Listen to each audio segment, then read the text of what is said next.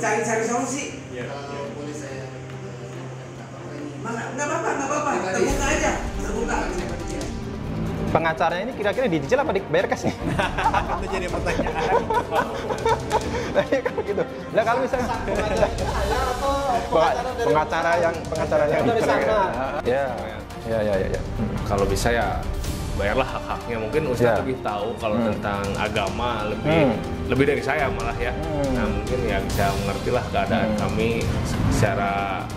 Dari mana duitnya? Dari mana duitnya? Karyawan-karyawati pada disenengin, bukan cuma dibayarin gaji yang tertundanya, tapi dibikinin rumah, dibikinin kemudian sekolahan, dibikinin ini itu, sehingga kemudian berubah. Percaya bisa begitu?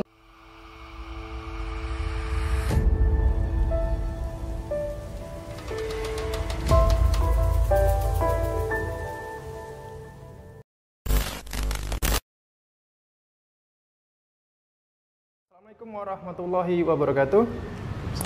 Jumpa lagi teman-teman bersama saya Aji di JA TV. Alhamdulillah saya saat ini berada di Bandung dan bisa bertemu dengan kawan baru saya, saudara kita.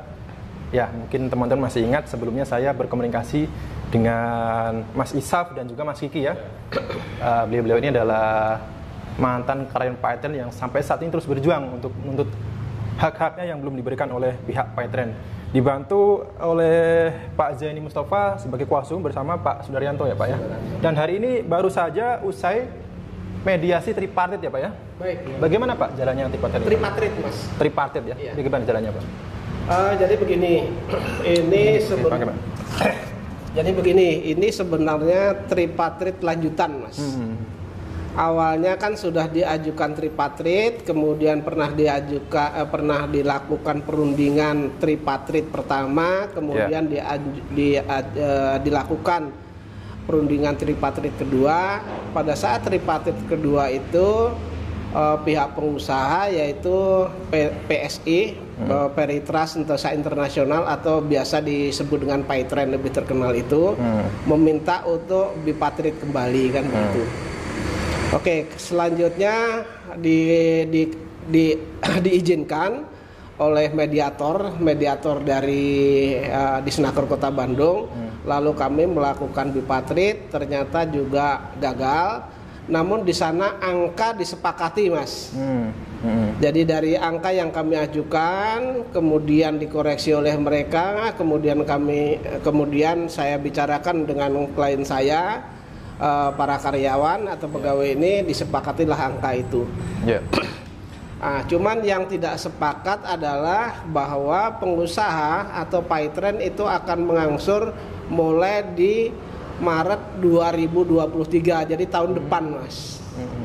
Padahal waktu itu kurang lebih bipatritnya itu antara Juni dengan Juli, jadi jauh panggang daripada api lah begitu. Selanjutnya karena ini tidak mencapai kesepakatan di bipatrit, lalu hasil dari bipatrit itu saya laporkan ke Disnaker Kota Bandung, kemudian ditindaklanjuti dengan perundingan tripartit pada hari ini. Nah, dalam perundingan tripartit hari ini mediator mencarilah jalan tengahnya karena angkanya sudah disepakati, tinggal tenggang waktu pembayaran kan begitu. Tadi saya sampaikan diskusi juga dengan teman-teman ini, bagaimana kalau misalnya kita usulkan dibayar itu mulai di bulan Oktober tahun depan.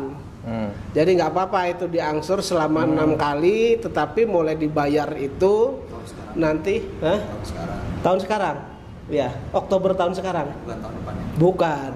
Bukan tahun depan.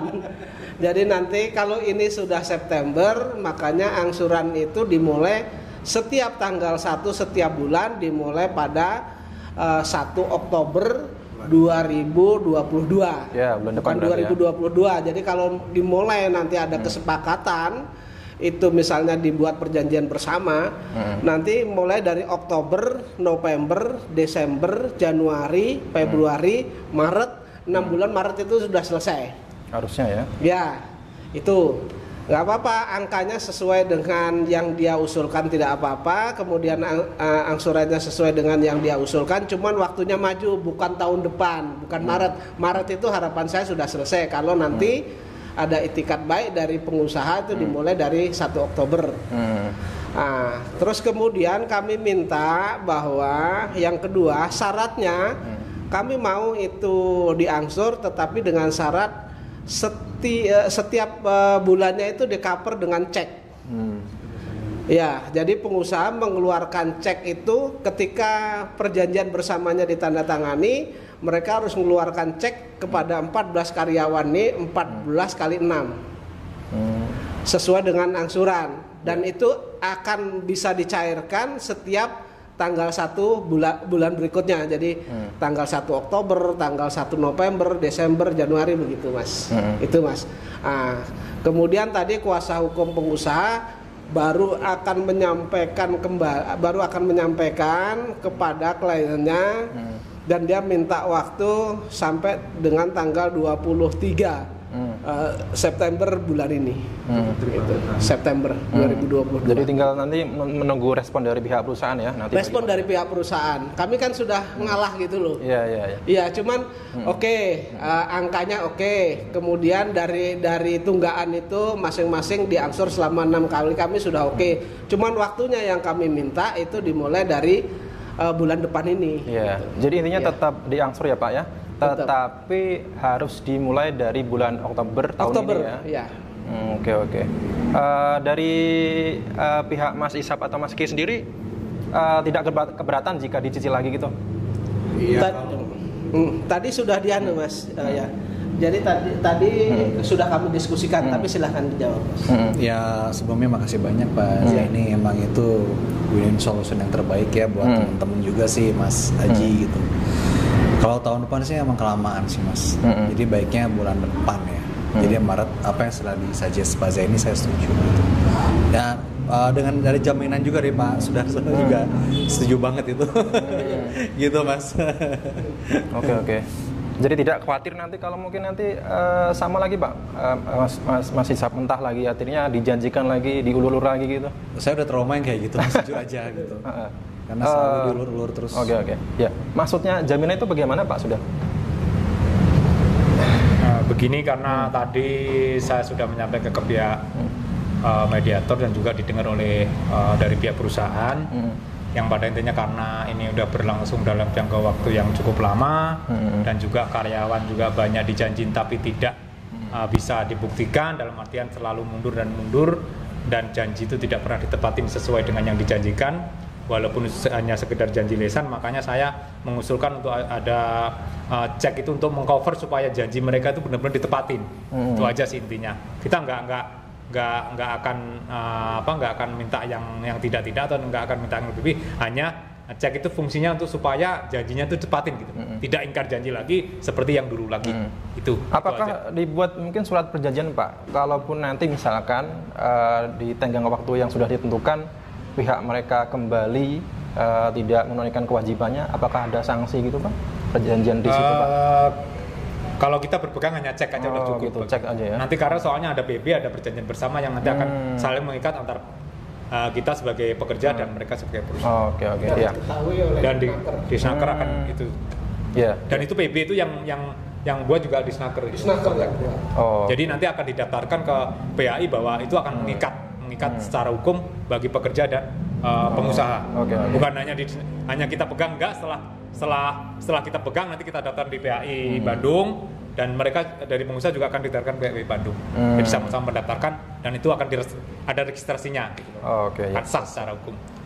Nah, sebelumnya dari pihak Paytrend ini kan menawarkan gaji THR pesangon itu kan dibayarkan dimulai bulan Maret tahun 2023 gitu ya, dan berkeyakinan atau beralasan bahwa meyakini bahwa di bulan-bulan tersebut Paytrend ini akan bangkit ya. Ini Mas Ishab dan Mas Kiki. Kalau menurut pengamatan Mas Ishab nih, Mas Kiki ya sebagai mantan karyawan nih. Nah, ini Paytrend kemungkinan memang akan benar-benar bangkit atau malah nyungsep atau malah bubar ini? Saya no comment sih, Mas. Jujur aja saya udah nggak ada no comment. Gitu. Mungkin dari Kiki. Saya juga kalau lihat dari segmen perusahaan nggak tahu juga sih Mas. Karena sampai detik ini belum bisa bayar itu udah menandakan saya nggak tahu nih gimana perusahaan gitu. Ya intinya kalau teman-teman Paytren ini mantan karyawan Paytren ini menolak untuk dibayar secara mencicil tahun depan, artinya kan pesimis ya Paytren ini akan. Mungkin ada bocoran-bocoran Mas, ini kondisi Paytren sekarang lagi gimana Mas? Dengar-dengar ada. Saya udah nggak nyimak tuh. Oh gitu. Dengar-dengar ini kantornya dibongkar itu maksudnya apa itu? Oh nggak tahu ya yang dibongkar ya. Oh gitu. Belum ada validasinya sih kalau dari sisi saya. Oh gitu ya. Emang lagi ramai sih Mas, itu lagi teman-teman semuanya lagi ramai itu masalah apa? Katanya gedungnya udah laku dijual. Oh gitu. Saya juga nggak tahu. Isunya nih. seperti itu ya. Karena dari pihak mereka juga nggak ada info apa-apa. Gedungnya atau ininya? Nggak tahu. Nah, katanya gedungnya dijual. Nah, yang saya nggak tahu itu infonya benar apa enggaknya, nggak tahu. Apa gitu dijual ya. Ini kemarin dapat info rumahnya dijual. Terus Paytren kan katanya dijual aku 10 triliun, gimana ya?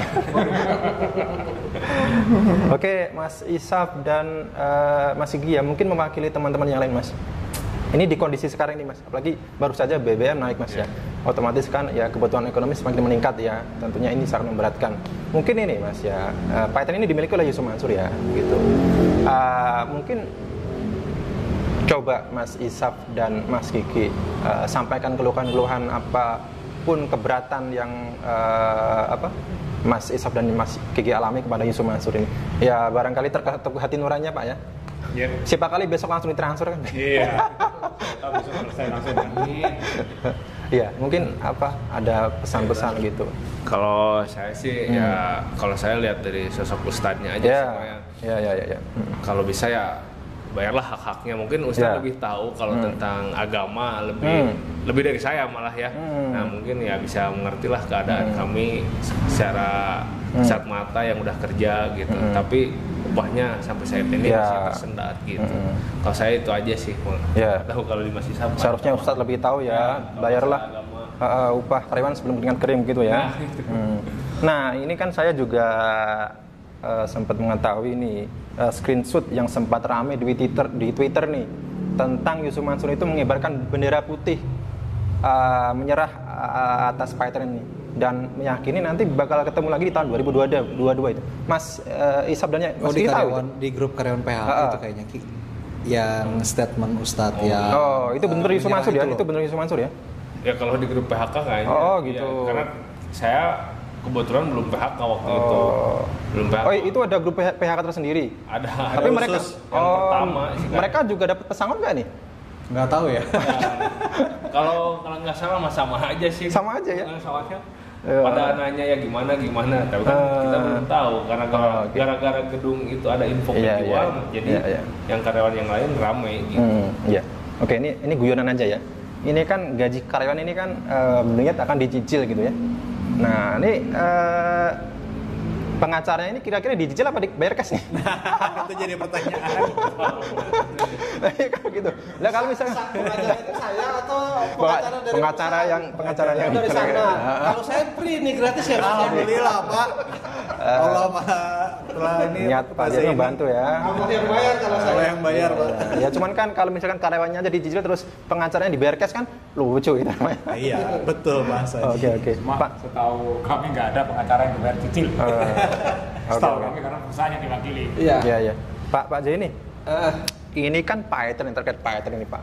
Ini kan dulu ya sempat dipromosikan oleh ulama-ulama kita ya Pak ya. Mungkin seperti Ustaz Abdul Somad, kemudian Ustaz Bahtiar Nasir itu pernah juga.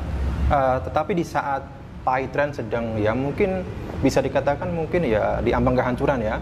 Mitra-mitra bisnisnya mengalami kerugian, bahkan karyawannya sendiri itu gaji tidak terbayarkan. Ya ini bagaimana Pak? Menurut Bapak, apakah ini Pak mungkin seharusnya ulama-ulama kita juga turut bersuara ya, mungkin menegur Ustadz secara langsung ya, Ustadz Yusuf Mansur ini? Ini pandangan saya ya Mas ya, pandangan saya, tapi saya nggak punya rujukannya, tetapi pandangan saya secara moral yang dulu pernah mengendorse atau menyatakan bahwa ini perusahaan bagus, ini perusahaan sehat, ini perusahaan menguntungkan dan lain sebagainya. Mereka mengatakan seperti itu. Ketika ini terjadi keterpurukan seperti ini, secara moral secara moral seharusnya bersuara lah begitu. Setidak-tidaknya memberikan masukan atau memberikan masukan, kemudian memberikan jalan keluar. Jangan ketika ini berada di atas mereka memberikan masukan yang bagus-bagus, ketika sudah karyawan tidak dibayar dan umat merasa banyak yang dirugikan, mereka diam-diam saja. Ini kan secara moral tidak bagus lah menurut saya. Tidak menjadi contoh tidak menjadi suri tauladan kalau orang Jawa. Itu mungkin saya tambahkan, bukan orang Jawa saja pada khusus pada umumnya lah, tidak menjadi suri tauladan pada umumnya lah. Mungkin seharusnya alangkah lebih baiknya ustadz kita, ulama-ulama kita yang sempat mempromosikan PyTrade ini juga turut menyuarakan untuk mendukung karyawan ini Pak dan juga menegur Ustadz Yusuf secara langsung Pak Oke Pak. Nah Pak Zaini, jadi nanti masih menunggu respon dari pihak PyTrade dan kemungkinan nanti ada tripartit lagi Pak. Kalau misalkan nih Pak pihak mereka ini kan baru diajukan ke kliennya ke pihak PyTrade. Kalau misalkan mereka menolak nanti gimana Pak? Jadi opsi yang pertama apa yang seperti saya sampaikan tadi, kalau mereka nanti mau diangsur dari bulan depan yaitu 1 Oktober sampai dengan Maret, terus kemudian di cover dengan cek kemudian di cover dengan cek, itu nanti akan kita nanti akan dibuatkan oleh Depnaker itu perjanjian bersama.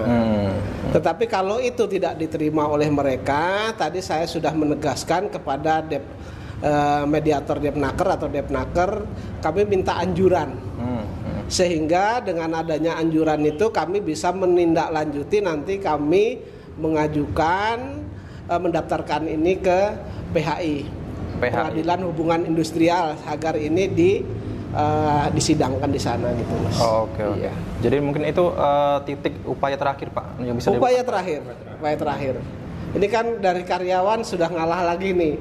Ya udahlah, kalau kemarin nggak mau dicicil, setelah mendengar mediator, lalu kami bicarakan, lalu mereka mengatakan ya sudah Pak, dicicil nggak apa-apa, tapi waktunya dimajukan. Dan apa jaminannya? Jaminannya di cover, kami minta di cover pakai cek tadi. Gitu. Oke. Mas Isap dan Mas Kiki, ini kan kembali dicicil bayarnya dicicil. Oke lah, mungkin mereka menyanggupi pada bulan depan Oktober 2022 ini.